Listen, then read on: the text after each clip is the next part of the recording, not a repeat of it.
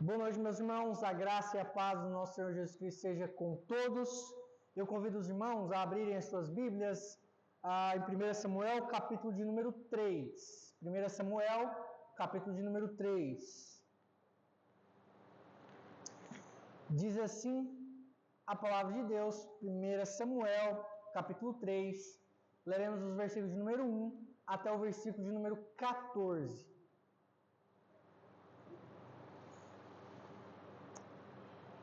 O jovem Samuel servia ao Senhor perante Eli. Naqueles dias, a palavra do Senhor era muito rara, as visões não eram frequentes. Certo dia, estando deitado no lugar acostumado, o sacerdote Eli, cujos olhos já começavam a escurecer-se a ponto de não poder ver, e tendo-se deitado também Samuel no templo do Senhor, em que estava a arca, antes que a lâmpada de Deus se apagasse, o Senhor chamou o menino: Samuel, Samuel! Ele respondeu: Eis-me aqui. Correu a Eli e disse: Eis-me aqui, pois tu me chamaste. Mas ele disse: Não te chamei, torna a deitar-te. Ele se foi e se deitou. Tornou o Senhor a chamar Samuel: Samuel!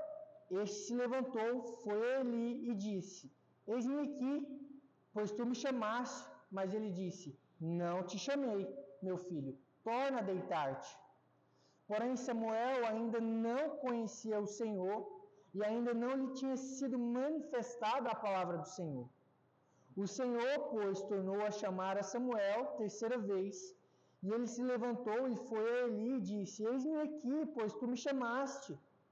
Então, entendendo Eli que era o Senhor quem chamava o jovem, por isso Eli disse a Samuel: Vai deitar-te, se alguém te chamar, dirás: Fala, Senhor, porque o teu servo ouve. E foi Samuel para o seu lugar e se deitou. Então veio o Senhor e ali esteve e chamou como das outras vezes: Samuel, Samuel!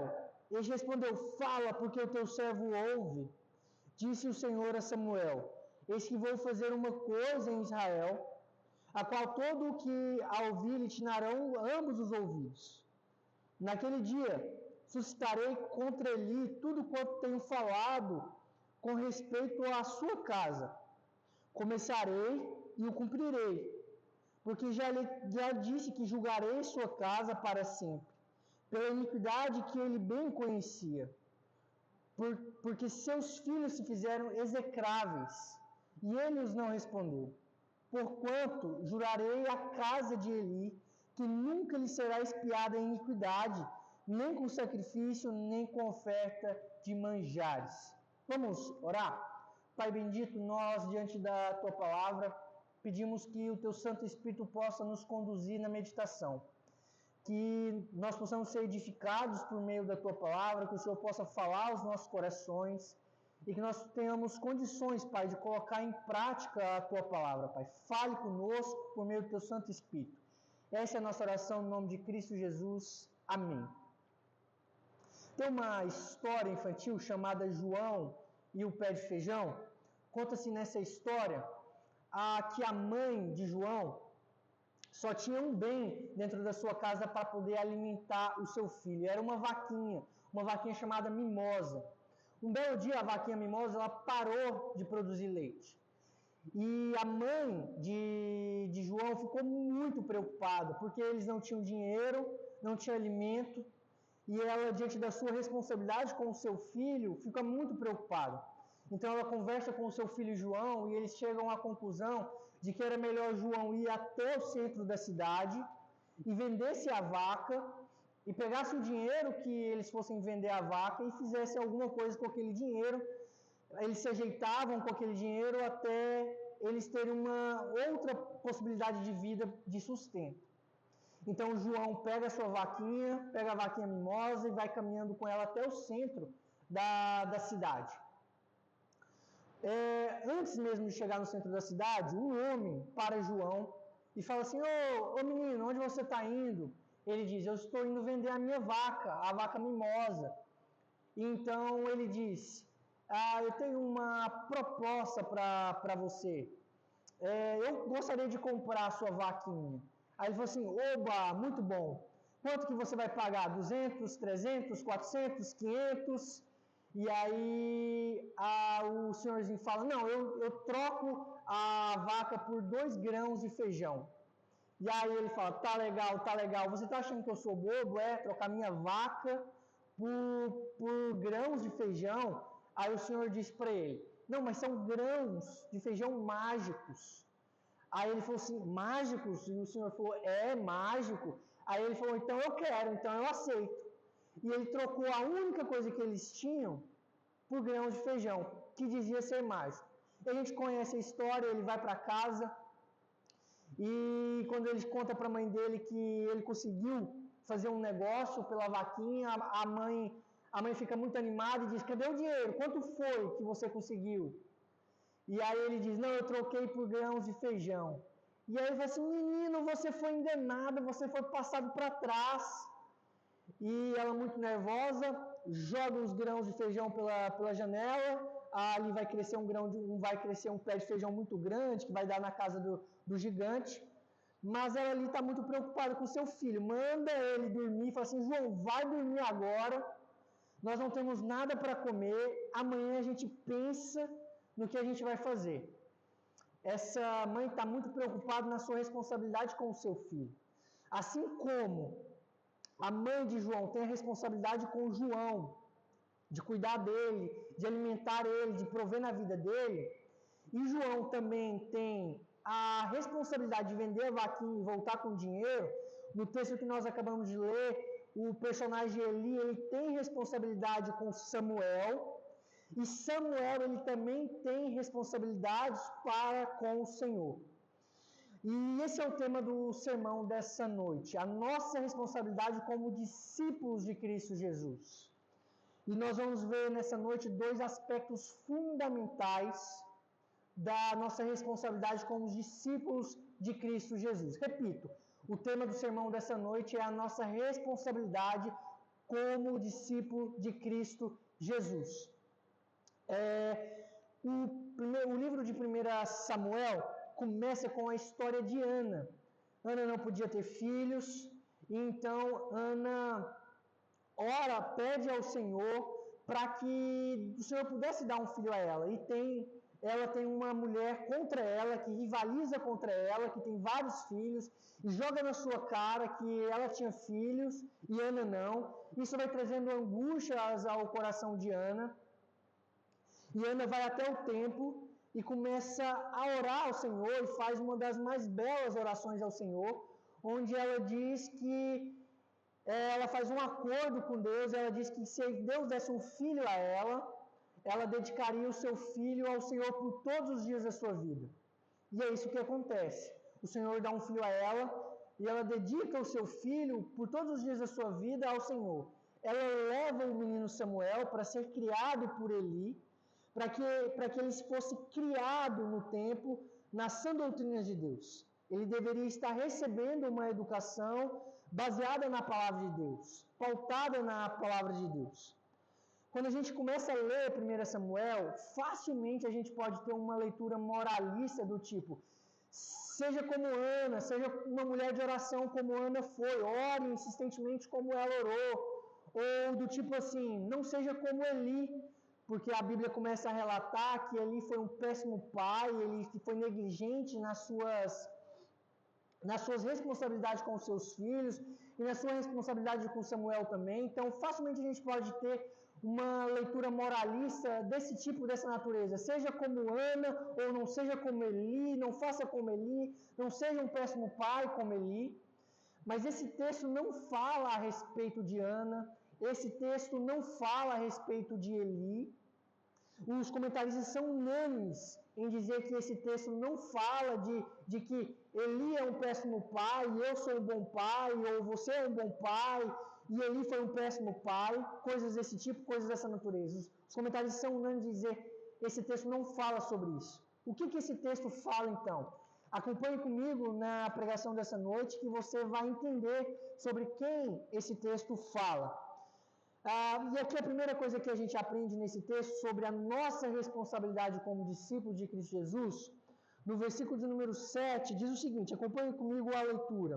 Porém, Samuel ainda não conhecia o Senhor, e ainda não lhe tinha sido manifestada a palavra do Senhor. A primeira coisa que nós aprendemos aqui, o primeiro aspecto fundamental da nossa responsabilidade como discípulo de Cristo Jesus é que nós temos a responsabilidade de conhecer a Deus. O discípulo de Cristo Jesus, ele tem essa responsabilidade de conhecer ao Senhor. E o autor bíblico aqui está começando, enfatizando a negligência de Eli para com Samuel. Samuel ainda não conhecia ao Senhor e não lhe tinha sido manifestada a palavra de Deus. Samuel não conhecia o Senhor e nem tinha sido manifestada a palavra do Senhor porque Eli não ensinava. Era a responsabilidade de Eli ensinar Samuel. Se Samuel não conhece a Deus, se a palavra de Deus ainda não foi manifestada a Samuel, é porque Eli foi negligente, é porque Eli faltou com esse cuidado. E ele está faltando com a sua responsabilidade porque ele está preso em hipocrisia e ele está preso no pecado. Quando Eli vê Ana no templo conversando com o Senhor, orando ao Senhor, e os seus lábios só mexiam, havia só uns sussurros de lábios, Eli trata Ana como se ela fosse uma filha de Belial. E Ana diz para ele, não me trate como uma filha de Belial. E no capítulo de número 2, o Senhor vai dizer que são os filhos de Eli, que são filhos de Belial. Capítulo de número 2, versículo 12, diz que, porém, os filhos de Eli, filho de Belial, que era filho de Belial. Eli está apontando o dedo na cara de Ana, dizendo que ela se comporta como uma filha de Belial, mas na verdade o problema está dentro da sua casa. Eli está muito pronto a falar da casa dos outros, mas ele não está pronto a cuidar da sua casa. Eli não manifestava a palavra de Deus e não manifestava o conhecimento da palavra de Deus a Samuel porque ele estava preso na hipocrisia e estava preso também no pecado. Ele não cuidava da sua casa, mas estava pronto a falar da casa dos outros. E ele estava preso no pecado, porque no capítulo de número 2 é dito que, e explica que os filhos de Eli, eles desprezavam a Deus. E é isso que é um filho de Belial. O filho de Belial é aquele que despreza a Deus. Santo Agostinho, no seu livro Cidade de Deus, Cidade dos Homens, diz que na cidade de Deus habita aqueles que amam a Deus e desprezam a si mesmo. E na cidade dos homens habitam aqueles que amam a si mesmo e desprezam a Deus. Santo Agostinho está descrevendo a cidade dos homens como uma cidade de Belial, aqueles que desprezam a Deus. E esse é o pecado também de Eli. Não só os seus filhos desprezam a Deus, mas ele também despreza a Deus. No capítulo de número 2, diz que os seus filhos desprezavam a Deus. Porque eles desprezavam todas as normas de culto, eles não estavam nem aí para as normas de culto ao Senhor. Eles não seguiam nada, nenhuma prescrição de culto a Deus. Eles comiam as ofertas. Em Levíticos e Deuteronômio nós temos as leis, as regras que Deus dá para o seu povo cultuar a Ele. Quando nós nos reunimos como povo de Deus, o Senhor normatiza o culto. E essas normas de culto, Eli desprezava, os seus filhos desprezavam. As ofertas, havia uma série de regras. O cordeiro ele deveria ser imolado, partido ao meio, aspergido o sangue, e a gordura deveria ser queimada. E quando o cheiro da fumaça chegasse a Deus, Deus então se agradava e falava assim, eu me agrado desse culto que vocês estão prestando a mim. Mas os filhos de Eli, eles não só queimavam a gordura de cordeiro, como em vez de deixar queimar, eles comiam da comida de cordeiro. E diz o texto que ele participava disso. Ele comia junto com os seus filhos das gorduras queimadas.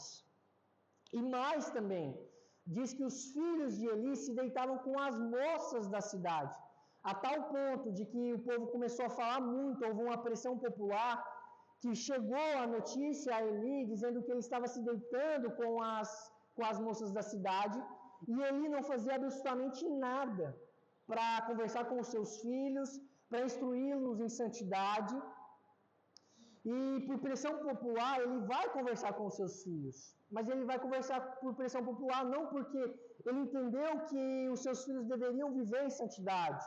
E todas as vezes que nós fazemos algo por pressão popular, porque alguém está nos pressionando a fazer, sem ter o discernimento que aquilo de fato é o certo, sem ter de fato o discernimento que aquilo é correto, não vai ter frutos de arrependimento, não vai ter frutos de justiça. A gente primeiro precisa entender que aquilo de fato é a vontade de Deus, que aquilo ali é o caminho santo de Deus, para então poder instruir. E ele, então, o máximo que ele faz com seus filhos é uma conversa por pressão popular. Ele não fez absolutamente nada, ele fica de braços cruzados, e ele deveria ter feito. Ele estava há pelo menos 40 anos como sacerdote. Ele tinha autoridade para destituir os seus filhos dos cargos que eles estavam na igreja, no culto prestado ao Senhor. Ele devia ter destituído os seus filhos, ele tinha autoridade para destituir e ele não fez, enquanto ele deveria ter feito. Então, ele está preso em hipocrisia, ele está preso no pecado, os seus filhos estão pecando e ele peca junto com os seus filhos. Ele tinha que ter manifestado a palavra do Senhor aos filhos e a Samuel. Samuel estava dentro da mesma casa que os filhos de Eli. Será que Samuel não ouvia as más conversações dos filhos de Eli? Será que ele não via o péssimo exemplo dos filhos de Eli? Com certeza. E também, Eli também via. Samuel via como Eli também via. E será que o próprio Eli não tinha o discernimento para dizer: meus filhos, isso está errado, isso não é santo, isso não é agradável a Deus? Ele não só via, como ele fazia muitas coisas com os seus filhos. A Bíblia diz que ele morreu pesado, e aqui não é um termo gordofóbico para dizer que ele era gordo. O que Deus está querendo dizer que Eli morreu pesado é que quando os filhos de Eli comiam das gorduras de cordeiro, e é um churrasco muito bom, muito gostoso, carne de cordeiro, com uma gordura na churrasqueira, então os filhos de Eli comiam e Eli comia junto com os seus filhos, ele participava, ele viu o pecado e ele se acostumou com o pecado. Em vez de ele ter dito para os seus filhos: isso é pecado, isso não é o que Deus espera de nós, prestando culto a Deus, ele não só não fez nada, como ele começou a participar com os seus filhos. Então, quando Deus diz que ele morreu pesado, ele está dizendo que ele se acostumou com o pecado, ele flertava com o pecado, ele olhava para o pecado, e daqui a pouco ele estava cometendo o pecado, e não estava nem aí mais por conta do pecado. Ele estava nadando de braçada no pecado.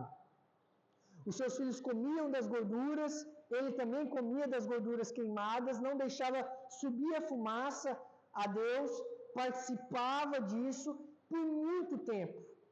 Então o pecado na vida de Eli foi um pecado onde ele viu, olhou, gostou e ficou por muito tempo praticando o pecado. Ele tinha um pecado de estimação. Os filhos de Eli tinham pecado de estimação. Praticavam sempre o mesmo pecado. E quando nós trazemos isso para nós, a conclusão é só uma: não podemos nos habituar em ver o pecado nos nossos filhos ou em quem quer que seja e ficarmos de braços cruzados. Quantas vezes nós nos habituamos com os nossos pecados? e fazemos vista grossas a eles, e passamos a ter pecados de estimação também, como Eli. Por vezes a gente pensa sobre o pecado e fala assim, eu jamais vou cometer esse pecado. Daqui a pouco a gente está cometendo esse pecado, daqui a pouco a gente ora confessando esse pecado, mas a gente torna a cometer o mesmo pecado novamente. Mas daqui a um pouco a gente está acostumado com o pecado. Essa é a vida de Eli. Tem um filme chamado Sociedade das Neves, que conta a história de um avião que caiu na Cordilheira dos Andes, bem próximo do Chile. E era bem o início do inverno. O avião caiu, tinha muita neve, muitas pessoas morreram, outras sobreviveram. E ali naquela situação que o avião caiu, que eles ficaram presos, é uma história real. Esse filme é baseado em uma história real. Quando eles ficam presos ali, eles não conseguem sair da neve. A Cordilheira dos Andes é bem alta, eles não têm forças para sair dali. Está muito frio e eles não têm alimento, eles não têm água para beber, eles não têm nada para comer. Os personagens, as pessoas que ali estavam vivendo, eles decidem então, eles olham um para o outro e dizem o seguinte, daqui a pouco a gente vai ter que se alimentar das pessoas que morreram. Uma espécie, entre aspas, de um canibalismo. E aí todos eles unânimes, assim, no início do filme, que eu comer dessa carne de pessoas mortas? De jeito nenhum. Mas daqui a um pouco eles estão comendo, porque é o único alimento que eles têm para comer. Daqui a um pouco, muitos deles estão acostumados. E tem uma cena marcante, onde um personagem diz para o outro, porque tem um personagem que ele está comendo da carne morta e ele está fazendo ânsia de vômito. Esse era o aspecto de todos no início, quando eles começaram a comer a carne morta. Eles tinham ânsia de vômito, não descia bem a comida, tinha vontade de pôr para fora a comida, aquilo que eles estavam comendo. E a maioria dos personagens se acostumaram com aquela situação. Mas tem um personagem que não se acostumou. E é um personagem diz para o outro, mas até hoje, a gente está aqui tanto tempo, e até hoje você não se acostumou em comer carne de pessoas mortas. Aí ele vira para o outro personagem e diz, de forma nenhuma, não tem como eu me acostumar, não tem como eu me habituar em comer essa carne, porque isso não é uma iguaria, isso aqui não é um alimento para nós, isso aqui não foi feito para nós comermos. Então não tem como nós nos alimentarmos com isso. O pecado ele é assim também nas nossas vidas. A gente olha como esse pessoal olhou para as pessoas mortas, dizendo que não ia comer, e a gente diz, eu não vou cometer esse pecado. Daqui a pouco a gente está flertando com o pecado, daqui a pouco a gente está envolvido com o pecado, muitos deles no filme já estavam muito acostumados, enquanto tinha um personagem que não queria se acostumar com aquilo, não queria se habituar com aquilo. E o discípulo de Cristo Jesus precisa conhecer a Deus. A palavra de Deus precisa ser manifestada a Ele para que a gente não se habitue com o pecado, para que a gente não se acostume com o pecado, para que a gente não viva para que a gente não tenha pecado de estimação. E a gente só vai fazer isso com o poder do Espírito Santo. O Espírito Santo habitando em nós, nos conduzindo para que a gente viva em santidade, para que a gente olhe para o pecado e diga, Pai, o meu pecado entristece ao Senhor, perdoe pelos meus pecados, me ajude para que eu não viva mais nessa prática de pecado. Esse é o primeiro aspecto fundamental do discipulado que a gente aprende aqui. O primeiro aspecto fundamental da nossa responsabilidade como discípulo de Cristo é que a gente tem que conhecer a Deus. Não existe discípulo de Cristo Jesus que não conheça a Deus. Segundo aspecto fundamental para a gente, como discípulos de Cristo Jesus, a nossa responsabilidade como discípulo de Cristo, é o aspecto da nossa responsabilidade da gente dizer para Deus, fala, porque o teu servo ouve. O discípulo de Cristo Jesus, se no primeiro momento desse sermão, o discípulo de Cristo é aquele que conhece a palavra de Deus, agora nesse segundo momento o discípulo é aquele que ouve a palavra de Deus. Da mesma forma que não existe discípulo sem conhecer a palavra de Deus, também não existe discípulo do Senhor Jesus Cristo que não ouça a voz de Deus. Acompanhe comigo a leitura do versículo de número 10.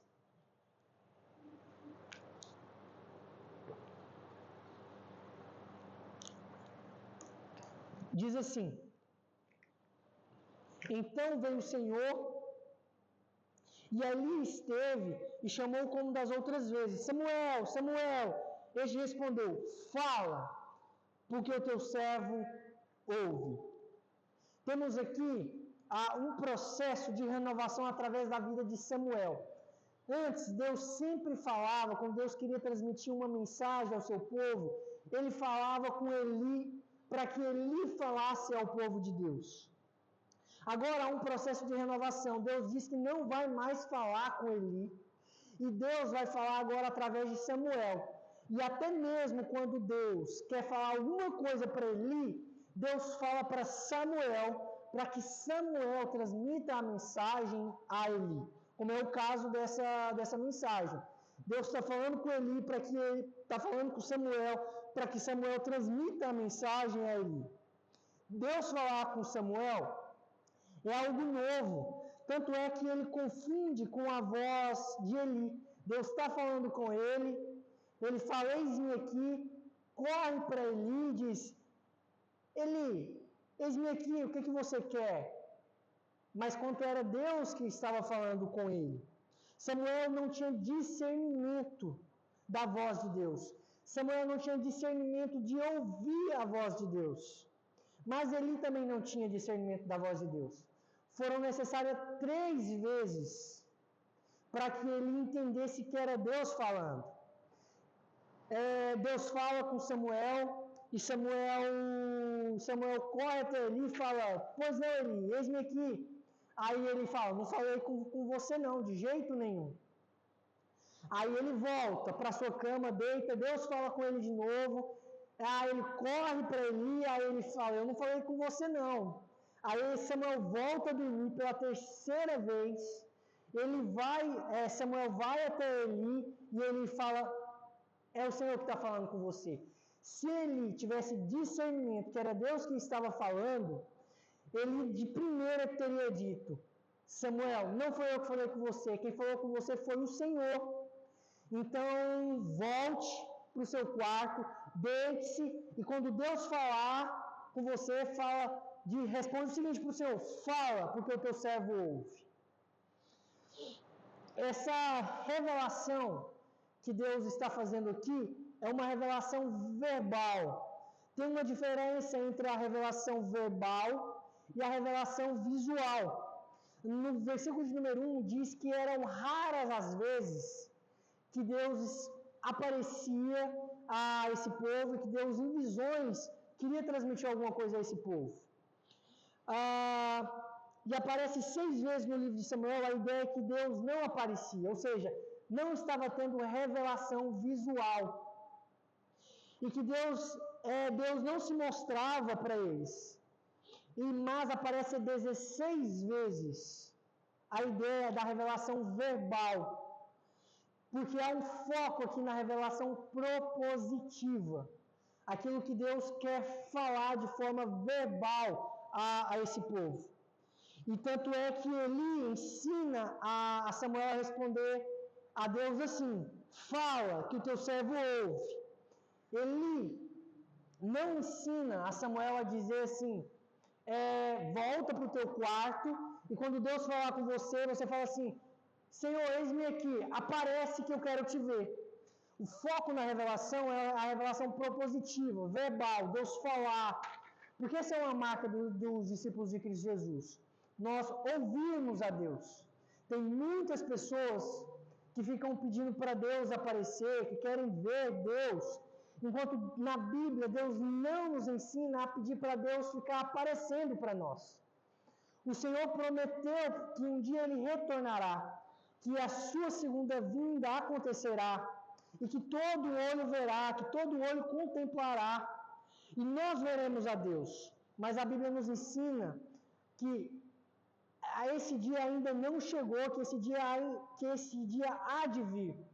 E enquanto esse dia não vem, é responsabilidade do discípulo de Cristo, por fé, ouvir a voz de Deus.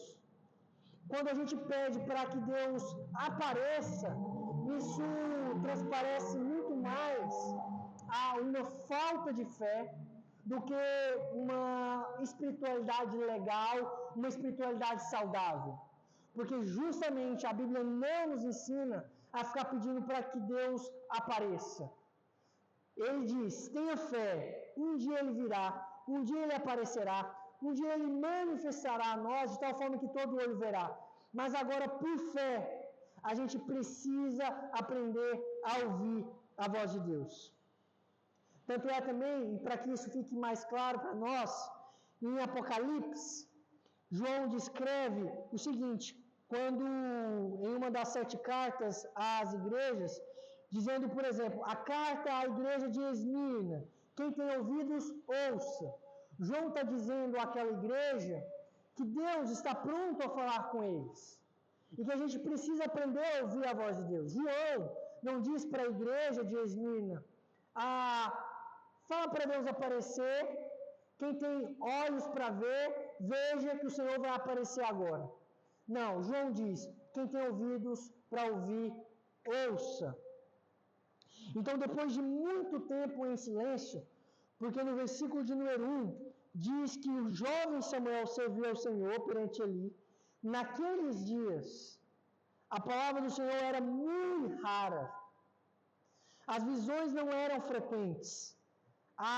O Senhor decidiu por nesse tempo não estar falando com esse povo, não estar aparecendo a esse povo. E depois de muito tempo de Deus em silêncio, Deus ele reabre a linha de comunicação. E não dá para perder a oportunidade de ouvir a Deus se confundindo, pedindo para Deus aparecer. Opa, a oportunidade é agora. Deus vai falar. Vamos ouvir o que Deus tem a dizer. Não dá para perder a oportunidade pedindo para que Deus apareça, porque Deus não vai aparecer. E quem disse isso foi o teólogo Robert Richard, que Deus está renovando a sua auto-revelação aqui em 1 Samuel, com uma linha de comunicação. Ele está falando com o teu povo, para que o teu povo ouça. A linha de comunicação que havia sido cortada, encerrada por um breve momento, agora Deus está disposto a reabrir essa linha de comunicação. Há um novo momento para o povo de Deus. Deus reabre a linha de comunicação. E não existe renovo espiritual sem uma comunicação com o Senhor. Todas aquelas pessoas que querem experimentar algo novo diante de Deus, não tem como experimentar isso diante de Deus sem ouvir a voz de Deus. E não tem como ouvir a voz de Deus também sem arrependimento. Eli aqui teve várias oportunidades, se você leu atentamente, se você prestou atenção no que a gente leu, Deus está dizendo que não vai ter perdão para a casa de Eli, que Deus não vai perdoar a iniquidade de Eli. A gente pode até pensar assim, nossa, mas por que isso? Coitada da casa de Eli, Deus deu diversas oportunidades para que Eli se arrependesse, para que a casa de Eli se arrependesse. Deus falou com Eli, Deus mostrou o pecado, Deus tornou a dizer, e Deus está dizendo aqui de novo, para que Samuel falasse com Eli, dos pecados da casa de Eli. E o que era para Eli ter feito? Era para ele ter ouvido a palavra de Deus, era para ele ter ouvido a Deus, a palavra do Senhor, e ter se arrependido dos seus pecados, mas ele não faz nada. Mais uma vez, Eli continua de braços cruzados. Ele está inerte ao pecado, ele está paralisado diante do pecado. E não tem como a gente experimentar algo novo diante de Deus sem que a gente ouça a palavra de Deus e se arrependa dos nossos pecados. Ele ouviu a mensagem de Deus para ele e ele fica inerte, ele não faz absolutamente nada. A linha de comunicação foi reaberta e ele está perdendo a oportunidade. Naquele filme, Sociedade das Neves, que eu mencionei anteriormente, Mostra uma situação peculiar. O pessoal está ali na neve, preso, sem comida, sem alimento. A perspectiva de vida deles ali é nenhuma, a perspectiva a perspectiva deles é de morte. Tanto é que os personagens começam a comentar um com os outros, dizendo que eles iriam morrer, que eles não tinham muito tempo para eles. Eles dizem, olha a quantidade de neve, até que essa neve derreta, nós vamos morrer aqui. Eles não tinham perspectiva nenhuma de vida, até que os personagens do filme, 3 personagens, 4 personagens, decidem ir atrás de socorro. Eles dizem, não dá para esperar a neve derreter, nós vamos atrás de socorro, nós vamos procurar um socorro. E no meio do caminho, uma das pessoas fica para trás, porque eles encontram roupas, ele está bem debilitado, com bastante dificuldade para caminhar, e ele encontra roupas dos destroços do avião e leva para as outras pessoas que estão dentro da fuselagem do avião. E os outros 3 personagens continuam a sua caminhada, rumo à procura de um socorro. E mostra assim aquela subida bem íngreme, bem alta na Cordilheira dos Andes. E eles caminham por várias horas, até que eles conseguem encontrar um camponês. E esse camponês oferece ajuda para eles. E fica bem marcante no filme que quando eles pedem socorro e esse camponês oferece ajuda para eles, é que esse camponês pega o telefone e ele liga para o socorro, liga para as pessoas que estavam procurando o avião que havia caído. E ali naquele momento, aquelas pessoas que estavam sem perspectiva de vida, a perspectiva daquelas pessoas era de morte. Tem uma nova linha de comunicação que reabriu para eles, mediante aquele telefonema do camponês, que o camponês liga para o socorro e o socorro vem para eles, e o socorro resgata eles daquela situação de morte e leva eles para uma situação de vida. Quando leva eles e resgata eles, eles agora têm chuveiro quente, comida para poder comer, comida de verdade, água para beber e matar a sua sede. E ali se reabriu a linha de comunicação para aquele povo. E a linha de comunicação de Deus para o seu povo é assim: tira a gente da morte e leva a gente para a vida. Concluindo, meus irmãos, qual que é a boa notícia desse texto? Qual que é a mensagem do Evangelho nesse texto? Esse texto tem uma boa notícia para as nossas vidas. O sacerdote Eli, por mais que ele tenha errado várias vezes, e veio uma sentença de juízo para a casa de Eli, no capítulo de número 3, ele acertou. Ele tem uma atitude de acerto, porque o sacerdote era aquele que era responsável por levar as pessoas até Deus. O sacerdote era aquele que deveria, no culto, fazer um sacrifício para que esse sacrifício chegasse a Deus para a remissão de pecados, simbolizando a remissão de pecados. Então Deus olhava para aquele sacrifício e falava assim: eu me agrado desse sacrifício. E então havia ali uma comunicação de Deus com o seu povo. E ele faz exatamente isso com Samuel. Ele fala para Samuel, para que Samuel vá para o seu quarto, para que ele ouça a Deus. Ele cumpriu muito bem aquilo que um sacerdote deveria fazer, que era levar o povo de Deus a Deus.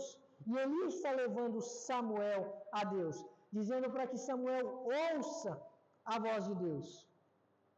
Então o sacerdote é aquele que faz isso. Esse texto ele tem uma boa notícia para nós. A mensagem do Evangelho.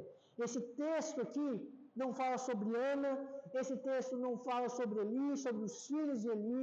Esse texto aponta para Jesus Cristo, o sumo sacerdote.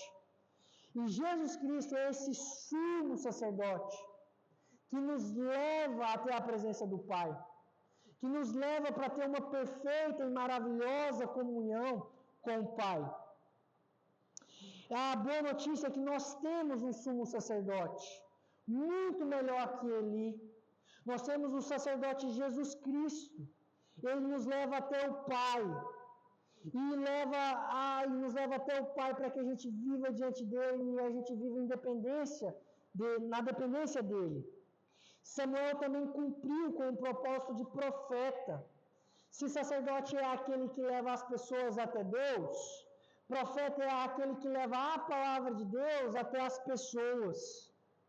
E Samuel levou a mensagem de Deus até Israel. E a boa notícia desse texto para nós, a mensagem do Evangelho, é que o profeta Jesus Cristo, ele vem até a igreja com a sua voz. As ovelhas de Cristo Jesus podem ouvir a voz de Cristo. Ele vem até nós com a sua palavra, com a mensagem de que quem crê que Jesus é o único Senhor e Salvador, que Ele morreu na cruz para perdoar os nossos pecados e ressuscitou dentre os mortos, tem a vida eterna e jamais perecerá. O Senhor Jesus Cristo sempre nos estenderá a sua voz, para que a gente ouça a boa notícia e a gente se arrependa dos nossos pecados e viva para a glória dEle.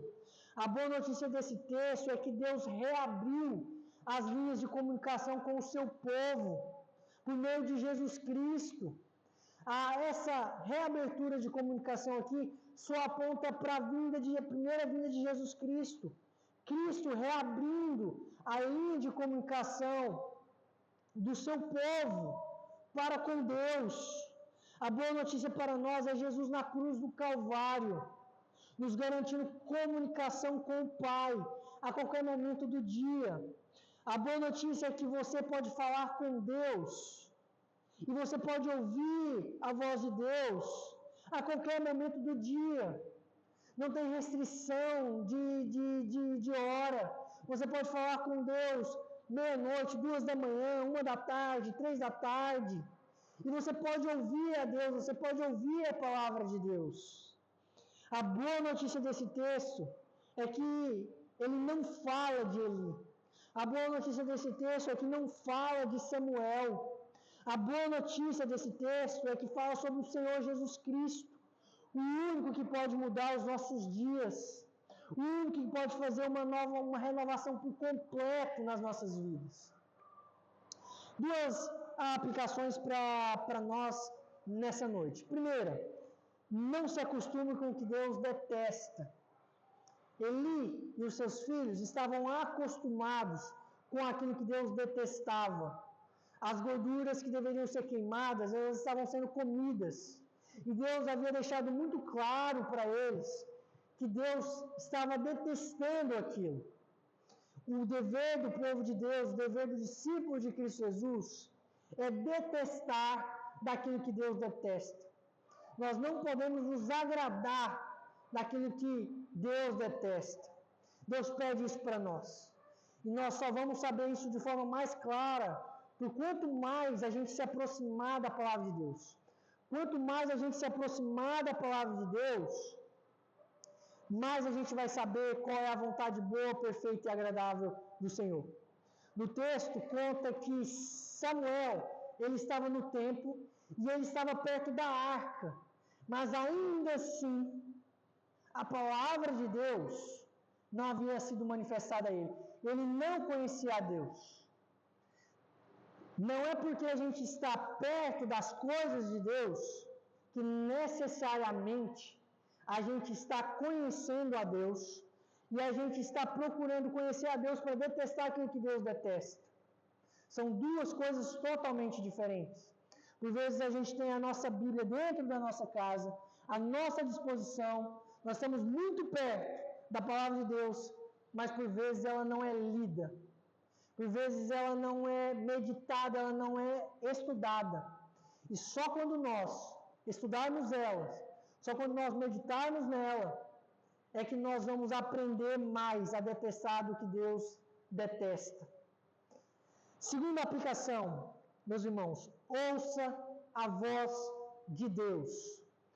Deus, todas as vezes que nós lemos a Tua Palavra, meditarmos na Tua Palavra, Deus vai falar conosco.